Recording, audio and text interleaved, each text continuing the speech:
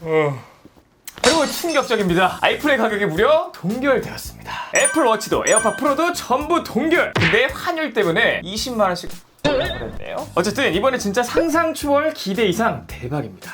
애플 키노트를 보면서 이 정도로 신났던 적은 없는데요. 기분이 너무 좋습니다. 자, 충격적인 순서로 나열하자면 애플워치 울트라, 아이폰 14 프로, 에어팟 프로 2입니다. 자, 여러분들 잘 주무셨죠? 아마 편한 밤 보내시고 출근하면서 제 영상을 보실 것 같은데 이번 키노트는 약 1시간 반 정도 진행되었고요. 여러분들께는 정말 핵심 부분만 간결하게 말씀드리도록 하겠습니다. 그래서 첫 번째 알아볼 건 아이폰 14예요. 자, 루머와 같이 아이폰 14와 14 플러스로 출시되었고요. 각각 6.1인치와 6.7인치입니다. 컬러는 총 5개인데요. 미드나이트, 스타라이트, 블루, 퍼플, 레드예요. 블루 색상이 굉장히 밝아지면서 예뻐졌고요. 퍼플 색상은 이게 퍼플이 맞나 싶은데요. 자, 어쨌든 내부 설계가 개선되어가지고 발열 관리 능력이 향상되었다고 하고요. 슈퍼 레티나 XDR OLED가 들어갔고요. 최대 1200니트까지 올라간다고 합니다. 그리고 아이폰 중 배터리 타임이 가장 긴 게 아이폰 14 플러스라고 하는데 실제로 사이트를 확인해 보니까 14는 13보다 동영상 재생 시간이 1시간 증가됐고요. 플러스는 비교군이 없는데 아이폰 14보다 6시간 많은 26시간을 사용할 수가 있습니다.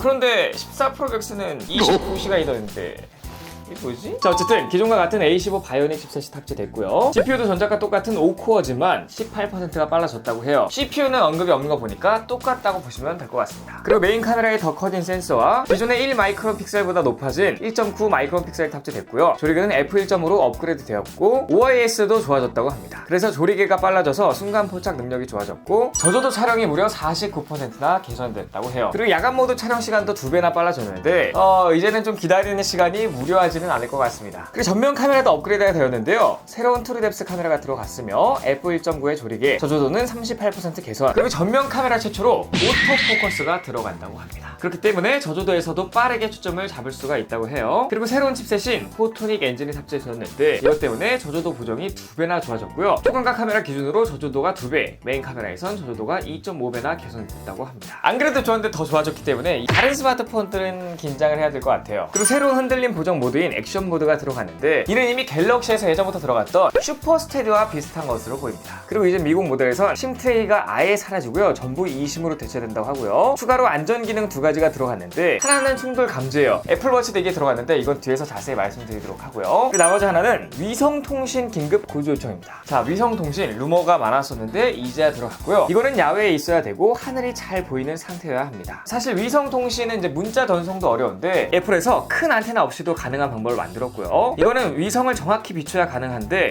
위성이 어디 있는지 우리가 모르잖아요. 그래서 애플이 위성이 어디 있는지 보여주는 애니메이션을 탑재했다고 합니다. 그리고 단문 압축 알고리즘을 개발했기 때문에 메시지 크기를 기존보다 3분의 1로 줄일 수 있다고 해요. 그래서 메시지 전송에 15초도 안 걸린다고 합니다. 자, 이거 같은 경우에 아이폰 14에서 2년 동안 무료로 제공되고요. 이거는 11월 출시가 되고 미국과 캐나다부터 서비스를 한다고 합니다. 아마 국내 출시는 한참 멀었다고 봐도 될 것 같아요. 아이폰 14와 14 플러스 가격이 무려 동결! 와우!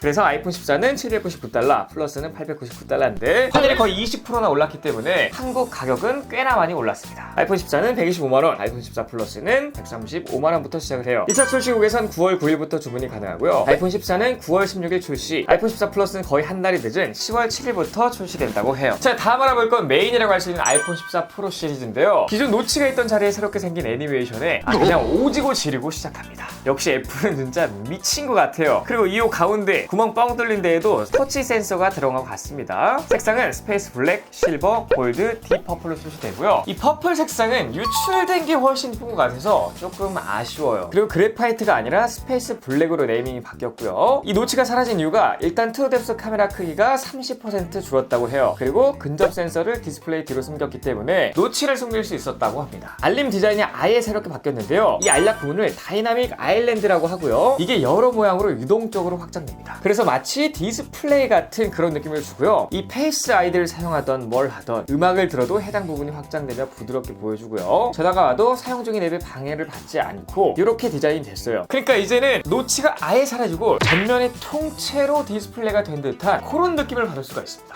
와, 역시 애플 진짜 대단하다고 생각이 들어요. 그리고 백그라운드 활동이 2개면 또 2개로 나눠진다고 하고, 우선 프로 디스플레이가 조금 더 좋아졌는데요. 기본적으로 베젤이 더 얇아졌고요. 무려 1600니트의 HDR 밝기, 최대 2000니트까지 부분 밝기가 올라간다고 해요. 이거는 이전보다 거의 2배나 밝아진 거고요. 상세 페이지를 보니까 재밌는 건 픽셀 해상도가 살짝 바뀌었다는 거예요. 그리고 드디어 올레이존 디스플레이가 들어갔는데 기대 이상으로 엄청나게 들어갔습니다. 자, 우선 이게 가능한 건 기존 10Hz에서 120Hz로 유동적으로 바뀌는 가변 주사율이 아니라 무려 1Hz까지 떨어지는 엄청난 가변 주사율이 탑재됐기 때문인데, 최소한의 전력으로 화면을 재생한다고 해요. 그래서 시간이나 위젯 등이 확인이 가능하고요. 심지어 배경화면도 그대로 들어가 있습니다. 색상까지 들어갔어요. 그렇기 때문에 그냥 낮은 밝기로 계속 켜져 있는 느낌으로 사용할 수가 있습니다. 그런데도 불구하고 배터리 타임이 비슷하다는 거겠죠. 자, 칩셋 같은 경우에는 기존보다 업그레이드된 A16 바이오닉 칩셋이 들어가고요. 여기에는 무려 160억 개 트랜지스터가 들어갔다고 해요. 그리고 얘는 5나노미터 공정일 줄 알았는데 무려 4나노미터 공정으로 되었고요. 그러니까 애플에서 처음으로 4나노미터 공정을 사용했다는 거예요. 당연히 스마트폰 중 가장 빠릅니다. 경쟁 제품보다 40%나 빠르다고 하고요. CPU는 전작 대비 20% 빨라졌다고 해요. 투당 약 17조의 연산이 가능하다고 하고, 5개의 GPU는 50% 많은 메모리 밴드를 가지기 때문에 훨씬 더 향상됐고요. 새로운 디스플레이 엔진이 들어갔습니다. 그래서 뭐 1Hz 재생이라든지 올레존 디스플레이, 최대 밝기 등 다양한 것들을 이 새로운 디스플레이 엔진이 처리한다고 해요. 자, 이제는 카메라인데요. 카메라도 대폭 향상되었습니다. 자, 우선 메인 카메라가 무려 4800만 화소가 들어갔고요. 이미지 센서도 전작 대비 65%나 커졌다고 해요. 자, 우선 4800만 화소가 들어갔기 때문에 이 쿼드 픽셀 사용이 가능한데요. 픽셀 4개를 한 개로 인식해서 기존보다 최대 4배의 빛을 받을 수 있다고 합니다. 그런데도 불구하고 사진 크기는 기존이랑 똑같은 1200만 화소예요. 자, 그리고 저조도 사진 보정 성능이 2배나 늘어났고요. 굉장히 신기한 게 이 소프트웨어적으로 2배 망원 옵션이 생겼다는 점이에요. 그러니까 이거는 4800만 화소에서 1200만 화소 부분만 사용하는 것으로 보이고요. 그래서 이제는 0.5배, 1배, 2배, 3배까지 다양한 옵션이 생겼습니다. 물리적인 카메라는 3개인데 소프트웨어적으로 사용할 수 있는 건 4개라고 생각하시면 돼요. 그리고 프로로도 업그레이드가 되었는데 4800만 화소의 해상도를 전부 활용해서 촬영이 가능하기 때문에 확대도 엄청나게 가능하다고 합니다. 그리고 초광각 카메라 센서가 커지고요. 포커스 픽셀이 많아졌으며 포토닉 엔진 때문에 비포착이 3배나 좋아졌고 접사도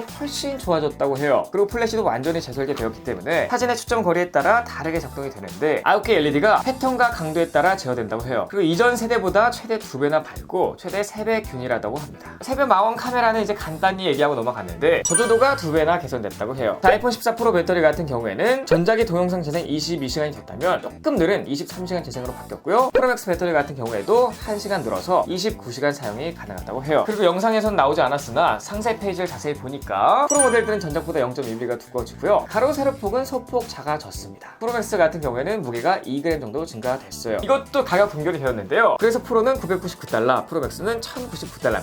하지만 환율로 인해서 기존보다 약 20만원씩 상승되었는데요. 프로는 155만원, 프로맥스는 175만원부터 시작입니다. 그리고 웃긴 건 128GB에서 256GB로 용량을 올리는 데는 15만원 추가지만 256GB에서 512GB로 올리는 건 무려 30만원이나 추가됩니다. 1차 출시국에선 9월 9일 주문이 가능하고요. 9월 16일 정식 출시된다고 해요. 아직까진 국내 출시일은 예정되지 않았습니다. 와, 이번에 정말 역대급이기 때문에 정말 빠르게 구매해서 빠르게 리뷰해드리고 싶어요. 어쨌든 실제 리뷰 영상 좀 기대해 주시고요. 오늘 영상은 여기서 마치도록 하겠습니다. 오늘 영상 여기까지고요. 제 영상이 중요한 도움이 되실 거나 유쾌했다고 생각하신다면 여기 아래 잘 보시고 바로 구독 버튼 눌러주시고 좋아요, 댓글, 알림 설정까지 부탁드립니다. 고요! 여기까지 아이티크리에이터 해봤습니다. 감사합니다.